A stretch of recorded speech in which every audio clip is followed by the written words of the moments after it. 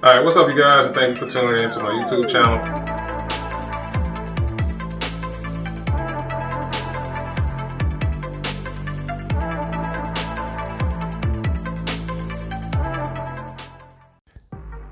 What's up, you guys, and welcome back to the channel. Don't forget to like and subscribe and smash that like button for the YouTube algorithms.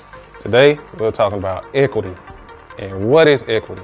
So equity is pretty much the value of your home minus the mortgage. I'm gonna break this down for you. I'm gonna attempt to draw a house right here.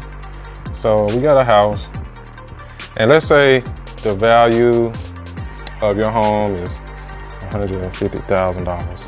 This is the value. Then you have your mortgage. Mortgage owed. So pretty much this is the mortgage owed, and we're gonna say this is $50,000. All right, so we're just gonna subtract 150K minus 50,000, and this will give you 100,000 in equity in this home. Now, a lot of you may ask, what can you do with this equity in your home? You can take this equity in your home. Now, most banks will give you probably about 80% loan of value if you did a refinance. But if you did more like a home line, which is called a home line of equity, which is called a HELOC, then you could do it more like a line of credit. And the line of credit is almost just like a credit card.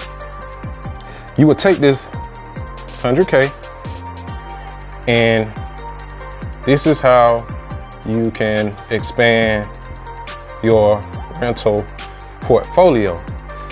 Now, this 100K will still serve as a second mortgage on this property that you have, but keep in mind, you are generating cash flow from these potential rentals right here, which will equal up to $1,600, I'm sorry.